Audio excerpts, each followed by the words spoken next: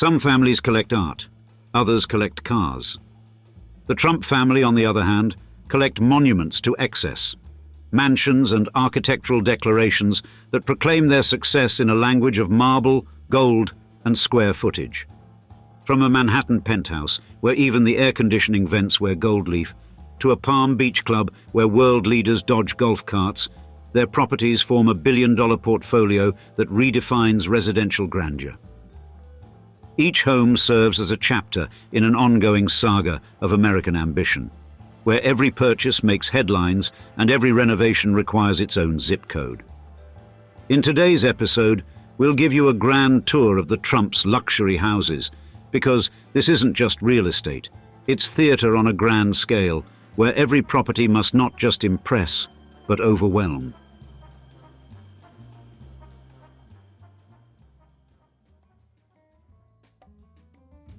First on our list of luxury houses of the Trump family, the Trump Tower penthouse stands as perhaps the most fascinating display of architectural exhibitionism in modern history. It's a 10,000 square foot triplex where unlimited wealth meets unlimited confidence, perched atop Manhattan like a golden eagle's nest on steroids.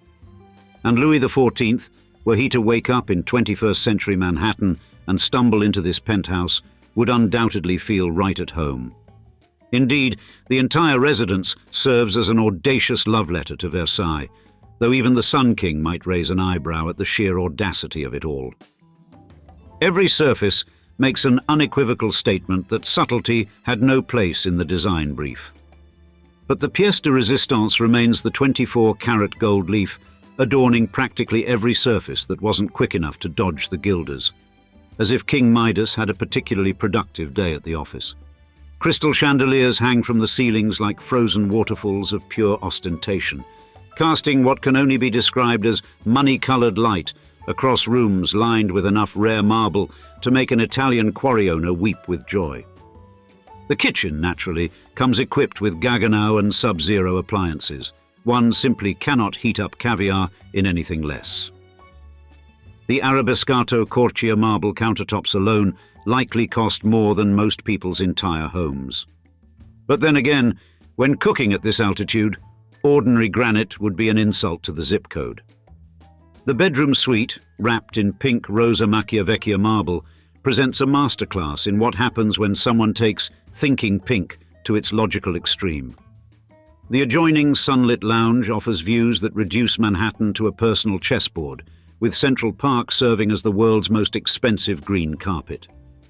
The third floor, designated for children, guests and staff, ensures that even the help resides in better accommodations than most Manhattan executives. It's effectively a five-star hotel perched above a five-star hotel with yet another five-star hotel on top of that. At an estimated value of $100 million, this isn't merely a home. It's a vertical museum of excess, a demonstration of what happens when someone decides that too much is merely a starting point. The very sight of it makes socialists reach for their manifestos, while capitalists reach for their checkbooks. In the end, this penthouse stands as a 10,000 square foot declaration that subtlety is overrated and modesty is for those who can't afford marble. In a city that never does anything by halves, it remains perfectly, unapologetically on brand.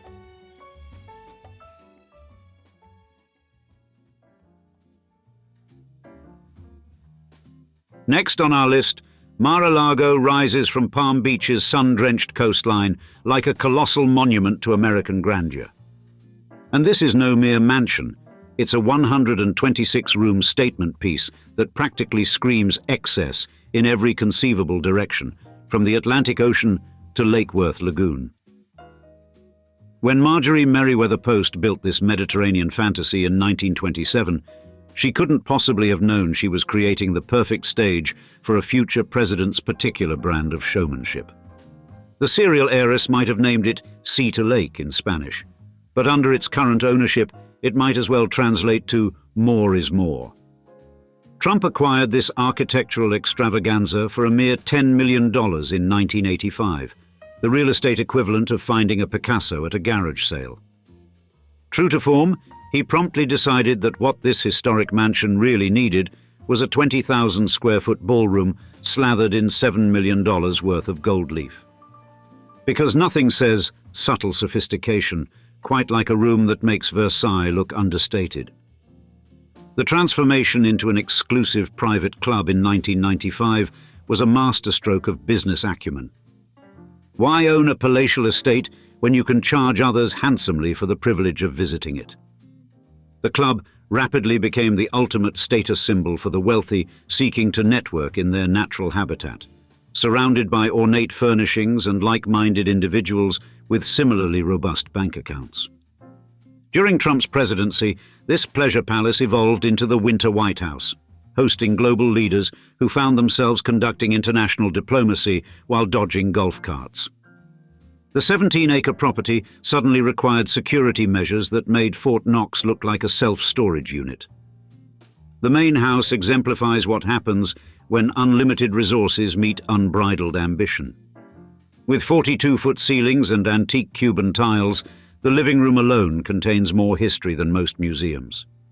The dining room, modeled after Rome's Chigi Palace, seats 34 guests, perfect for those intimate dinner parties where world-changing decisions might be casually discussed over the soup course. Now, Trump's official residence, Mar-a-Lago's value has soared to over $160 million, a figure that seems almost modest, considering it buys you not just property, but a slice of American political history.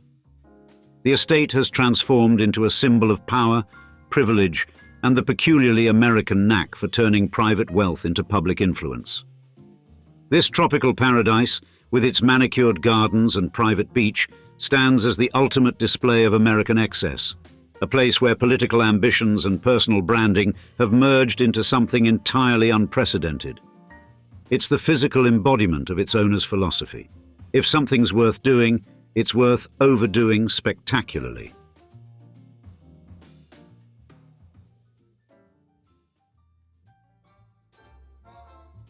Tucked away in Westchester County's pristine landscape, Seven Springs emerges as a masterclass in American luxury, a 213-acre slice of paradise that straddles three towns like a territorial mogul refusing to pick favorites. This isn't just any country estate. It's a sprawling declaration of success that practically whispers, "I've made it," through its meticulously crafted stonework. The centerpiece, a 60-room mansion built in 1919, showcases what happens when you give 500 Italian stonemasons carte blanche to create architectural magic. Eugene Meyer, the Washington Post publisher and Federal Reserve chairman, clearly believed that if something's worth building, it's worth building spectacularly. Trump, ever the opportunist, snagged this architectural marvel for $7.5 million in 1996, the real estate equivalent of finding a Rolls-Royce at a discount dealership. With 50,000 square feet of living space and 15 bedrooms, this isn't so much a house as it is a small township with particularly good taste.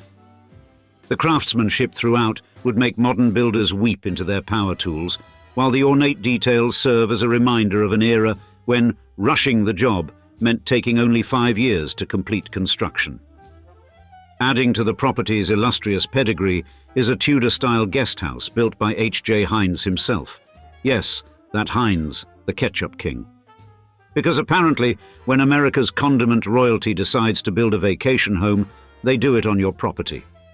The amenities read like a billionaire's shopping list: 3 pools, because just 2 would be insufficient, and a bowling alley, presumably for those moments when croquet feels too pedestrian. Trump's initial vision to transform it into a world-class golf course was thwarted by neighboring towns, marking perhaps the first time in history that "not in my backyard" actually worked on a Trump project. Instead, Seven Springs became the Trump family's country playground, where Eric Trump spent his summers learning the value of hard work by mowing fields and felling trees. Nothing says character building quite like maintaining a $24 million estate with your own hands. The property has evolved from Meyer's passion project to Trump's prized possession, its value tripling since purchase. It stands today as a private sanctuary where luxury meets legacy, where every carefully placed stone tells a story of American ambition, and where 3 swimming pools somehow don't feel excessive. This grand estate represents everything delightfully over the top about American success. A place where historical grandeur meets modern opulence, and where even the trees probably have better pedigrees than most country clubs. It's exactly what you'd expect when old money meets new vision. Absolutely, unapologetically magnificent.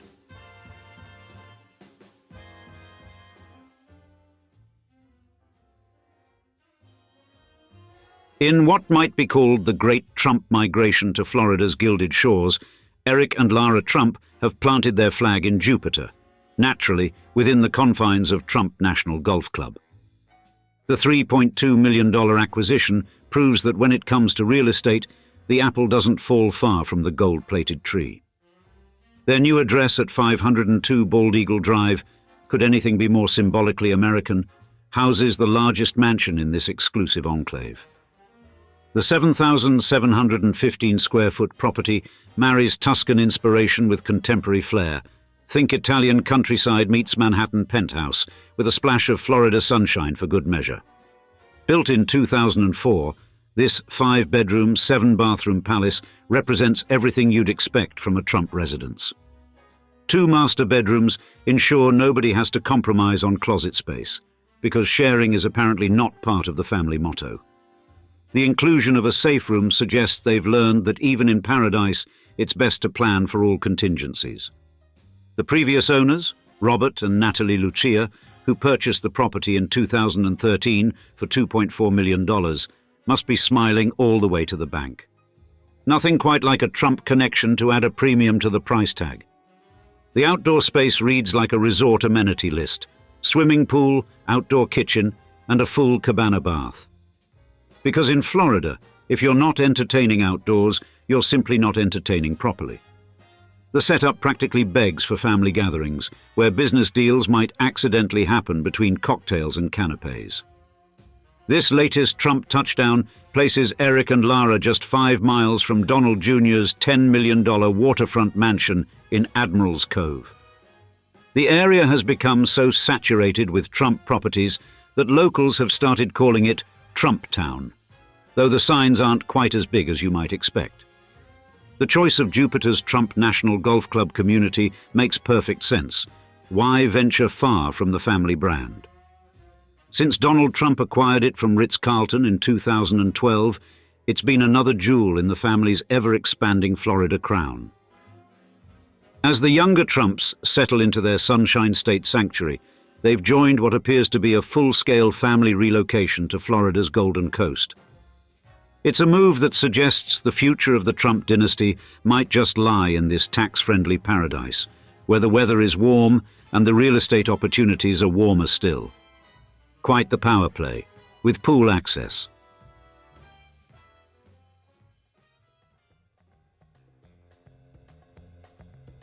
The Trump family's Florida takeover continues with Donald Trump Jr. and Kimberly Guilfoyle's latest power play, a $9.7 million waterfront mansion in Jupiter's Admirals Cove. Because nothing says, "we've arrived," quite like 11,300 square feet of prime Florida real estate with enough bathrooms to host a small convention. Situated a mere 20-minute drive from Mar-a-Lago, keeping it conveniently within the family orbit, this palatial residence sits in a community so exclusive it makes other gated communities look like public parks.